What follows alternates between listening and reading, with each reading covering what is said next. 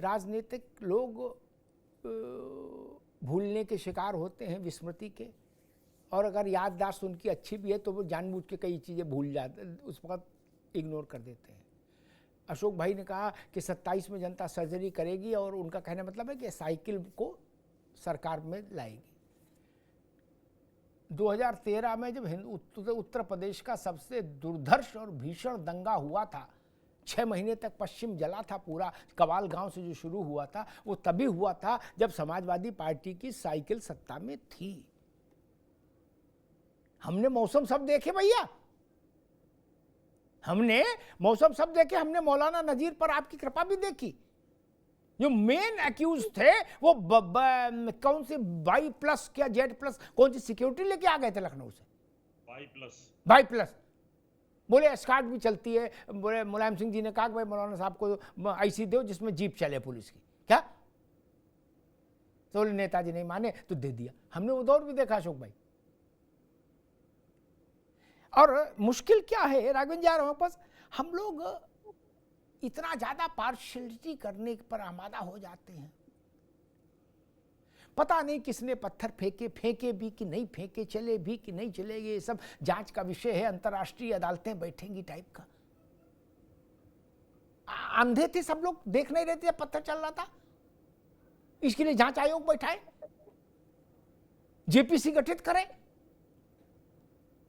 मौलाना साहब बड़ा कष्ट होता है क्या जब सब ये कह के हाथ झाड़ लेते, पता नहीं चले कि नहीं चले। अच्छा किसने चलाए, जांच होगी, देखा जाएगा।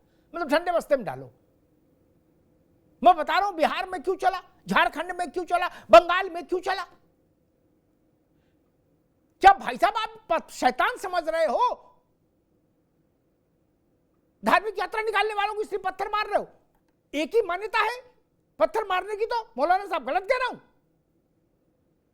दुनिया भर के मुसलमान के सामने एक ही धार्मिक मान्यता है पत्थर की, फिर ये पत्थर कहां से आता है, क्यों आता है? अगर आप शैतान समझ रहे हैं तो मामला और ज्यादा खराब है, और ज्यादा खराब है। रावत साहब, इस पर आपसे एक सवाल लूंगा। अभी मैं राघवेंद्र जी के पास चलता हूं। राघवेंद्र जी, समाजवादी पार्टी करेगी 27 में, अब सर्जरी होगी तभी मामला सुलझेगा, उससे पहले नहीं सुलझेगा।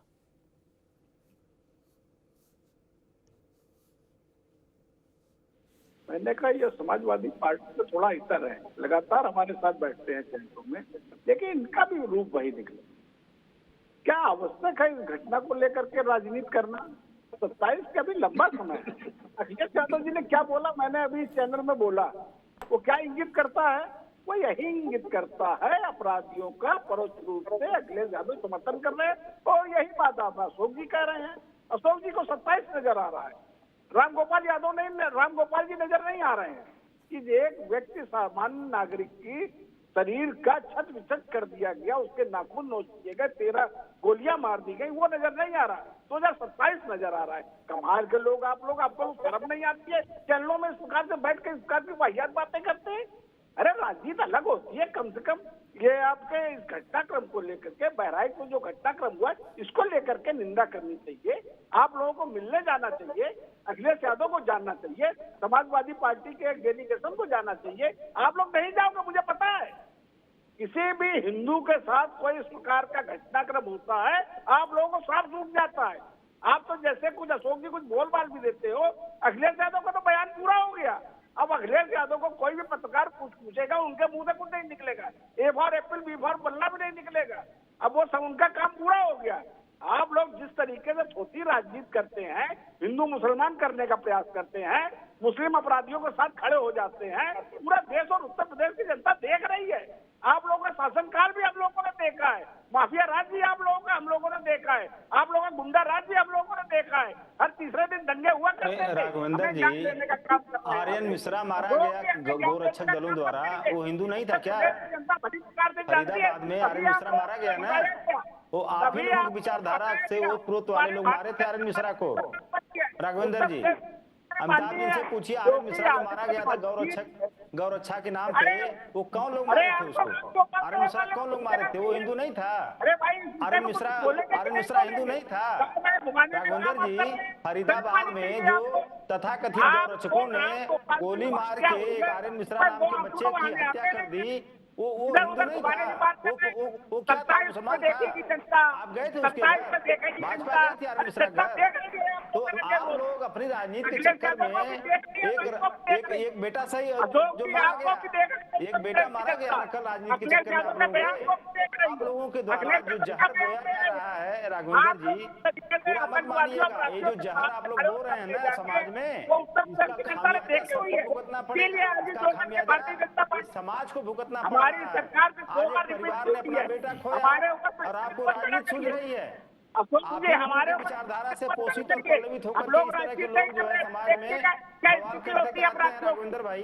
बहराइच तो कम के से कम ऐसी अपराधियों की क्या विचारधारा स्थिति मत होती है बोलिए आप देखिएगा। लोग। हाल अपने तीन का बच्चों को भूसा आप बन लोग के विदेश जाएगा। भेजेंगे, हाल उनके तीन हाथों के में कलम अपराधियों का दे भूसा बन करके के जाएगा। विदेश पढ़ने के लिए आप लोग भेजेंगे, उसके सामने और खड़े यहाँ नजर पे आते हैं। समाज के लोगों के हाथ में तलवार दे करके जाओ बेटा हिंदू धर्म की रक्षा करो। हाँ, ये इन लोगों का भविष्य, हमारे जो middle class, lower middle class के बच्चों का भविष्य आप लोग खराब कर रहे हैं उनके हाथों में तलवार दे करके राघवेंद्र भाई। ये आपको सुन कैसा रहे हैं, चलेगा? आपको ये देख रही कैसा है, कैसा चलेगा आपके भाई? बच्चों को देख वो आप लोगों के राजनीतिक क्या रोटी आप सेकने के चक्कर में सरकार की हमारे बात बोल रही है, प्रदेश आप के, किसी हमारे का देश नहीं के युवाओं का भविष्य अंधकारमय हो रहा है राघवेंद्र भाई। अरे आप चिंता मत करिए, इस विषय में डिबेट होती रहती है। जिस दिन इस आप विषय में लोगों के डिबेट राजनीति होगी के चक्कर में आपका जवाब देने के हमारे लिए तैयार प्रदेश के और देश के जिस दिन युवाओं इस का विषय भविष्य में डिबेट अंधकारमय होगी हो रहा है। आपका जवाब देने अपने के लिए बच्चों को तैयार आप हो लोग विदेश सकते भेज हैं। दोगे आप लोग किसी भी डॉक्टर दल से इंजीनियर नहीं बनने के कहेंगे। लिए, विकास बाकी के हिंदू विषय धर्म पर की भी रक्षा आप के लिए नहीं आ तलवार उनके सकते हाथ हैं। में दे दोगे कि शासन आप के हिंदू धर्म की विषय में रक्षा भी आप करो। नहीं आ सकते आप सामने। बुलाइए ना अपने आप नेताओं लोगों के ने लड़कों को, पहले तलवार लेके आगे आगे चले, हिंदू धर्म की रक्षा करें, आप बाद लोग में इस सब लोग तरीके जाए के पीछे आतंकवाद पीछे। को पसंद करते रहे हैं। आप लोग क्यों ऐसा करते हैं? पसंद करते रहे। आपके अरे राजनीति आप के चक्कर में मैं निवेदन कर रहा आप हूँ लोग राघवेंद्र भाई हाथ जोड़ के कि कृपया हमारे बच्चों का भविष्य मत अंधकारमय अशोक जी करिए आप एक लोग। मिनट, एक बार रोके राघवेंद्र जी, आपको भी रोकेंगे, अशोक जी आपको भी रोकेंगे। अशोक जी जो बात आप कह रहे हो ना,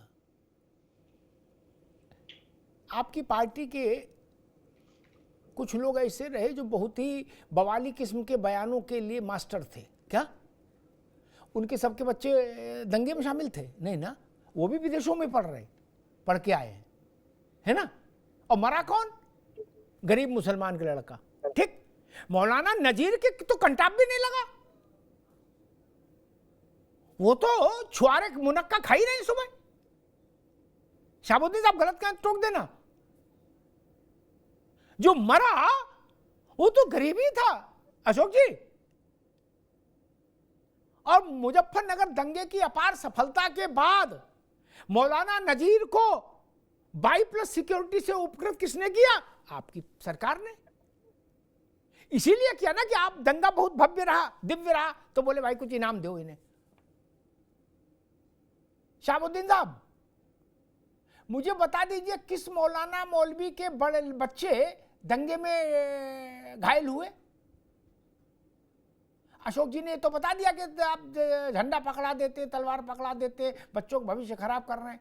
लेकिन मैंने सोचा इधर वाला सवाल आपसे ले लूं।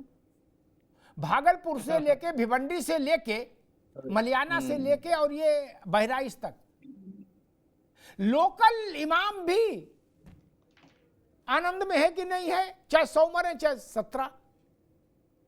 कभी आपने सुना कि इमाम साहब को कोई समस्या आ गई, उनके परिवार के लोग कुर्बानी देने आए?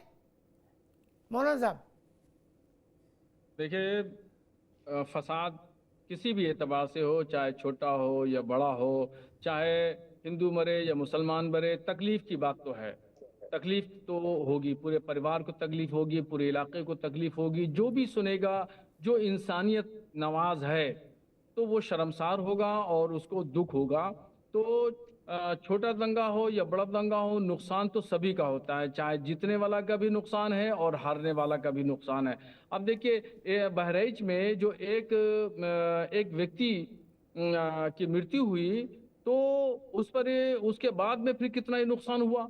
तो एक जानी नुकसान हुआ, फिर अब जो है जो गाड़ियों में आग लगाई जा रही है, मकानों में, दुकानों में आग लगाई जा रही है, तो ये माली नुकसान है। नुकसान तो दोनों तरफ से होता है। तो ऐसा नहीं है कि कोई सफल हो गया या कोई कामयाब हो गया दंगा करा करके।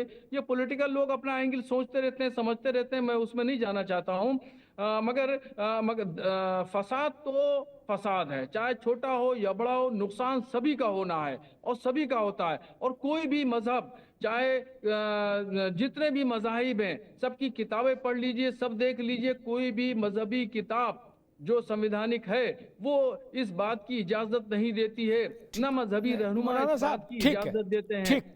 मगर समाज में कुछ ऐसे शरपसंद अनासिर आ जाते हैं जो सियासी लक्ष्य पूरा करने के लिए, मफाद हासिल करने के लिए इस तरीके से फसाद कराते हैं और उसको पूरे समाज को झेलना पड़ता है। मौलाना साहब, मैं रावत साहब के पास जाऊँ, लेकिन उससे पहले एक इल्तिजा आपसे करूँगा। आपसे मतलब आपकी बिरादरी से जो पढ़े लिखे लोग हैं, जो रिलीजियस प्रीस्ट हैं, टीचर्स हैं इस्लाम में, आप जैसे लोग, एक काम कर दीजिए, यहाँ से लेके और मक्का मदीना तक के इमाम को इन्वॉल्व करिए क्या, और एक निर्देश जारी कर दीजिए, फतवा उसको बोलना चाहे बोलिए, नहीं तो निर्देश जैसा चाहे, कि किसी भी गैर मुस्लिम धार्मिक प्रोसेशन पर पत्थर फेंकोगे तो हम आपको इस्लाम से बहिष्कृत कर देंगे।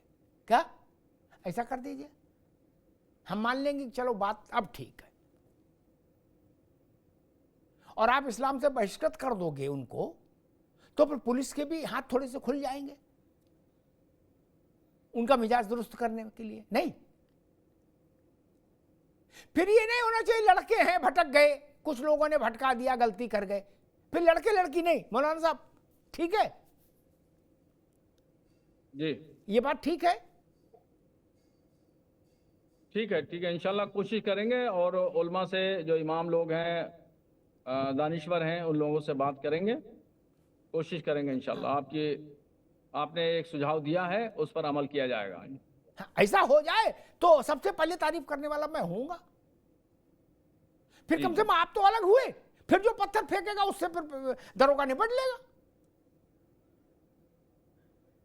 रावत जी, मेरा सवाल ये था कि अभी तो जुलूस निकला नहीं, ठीक, अभी कोई गाना बजा नहीं। अखिलेश जी की चिंता ये कि गाना कौन सा बज रहा था, बताओ, गाना पूछ के बजाएं, गाने की परमिशन अलग लेके आए।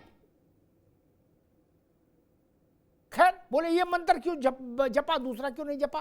खैर, मैं समझना चाह रहा हूं कि पत्थर तो एक लड़ाई होती है स्वस्फूर्त। रावत जी, मौके पर अचानक गर्मा गर्मी हो गई और हिंसा हो गई, ठीक, उसमें कोई संग्रहित करके नहीं रखता चीजें, ना बंदूक, ना तमंचा, ना गोली, ना कारतूस, ना पेट्रोल बम, ना सुतली बम, ना डीजल बम, ये सब चले वहां।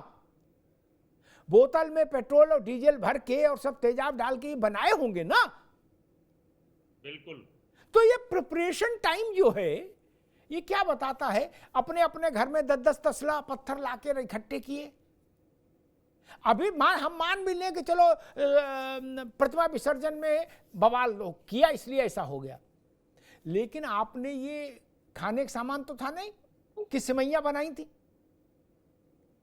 पत्थर और पेट्रोल बम और डीजल बम ये क्यों बनाए गए, क्यों इकट्ठे किए गए, ये क्या बताता है? देखिए अमिताभ जी, आप अभी जो कह रहे थे ना मौलाना साबुद्दीन साहब को, भाई सभी उलेमा मौलाना भाई इस तरीके के निर्देश जारी कर दें। अगर ऐसा निर्देश जारी हो गया तो फिर कुरान को चेंज करना पड़ेगा, कुरान के इंटरप्रिटेशंस चेंज करनी पड़ेगी। और यही सऊदी अरब के प्रिंस ने कहा था, भाई एक बार कुरान को इंटरप्रेट अलग तरीके से किया जाए। वसीम रिजवी ने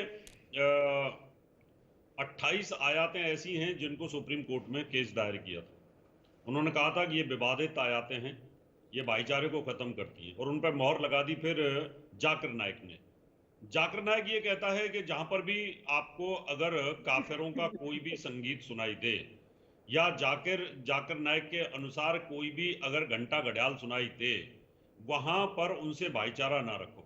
ये उनका कहना सरेआम। वो कहते हैं कि अगर आपके पड़ोस में कोई काफिर है, ये मूर्ति पूजक है, या जो इस्लाम को नहीं मानता है, उसको पहले समझाओ प्यार से, उसको बोलो कि इस्लाम स्वीकार कर ले। अगर वो इस्लाम स्वीकार नहीं करता है तो उसके ऊपर जोर जबरदस्ती करने की कोशिश करो, टैक्स लगाओ, जरिया टैक्स लगाओ। उसके बावजूद भी नहीं मानता है तो उसके कत्लेआम कर दो, और जबरदस्ती उसको फिर इस्लाम कबूल कराने की कोशिश करो। जब अगर कुरान में इस प्रकार की आयातें 28 आयातें हैं, उनके नाम भी मैं यहाँ गिनवा सकता हूँ, मेरे पास रिटर्न में रखे हुए हैं, तो ऐसी सिचुएशन में मौलाना साहब बहुत अच्छे आदमी हैं, रिजवी साहब। अब ये अगर कोई आदेश निर्देश करेंगे, क्योंकि ये तो विद्वान, और विद्वान आदमी इस बात को समझता है कि ये आयातें जो हैं कहीं ना कहीं इनकी इंटरप्रिटेशंस जो दूसरे धर्म के मानने वाले हैं, जो इस्लाम को नहीं मानते, उनके ये खिलाफ जाती हैं।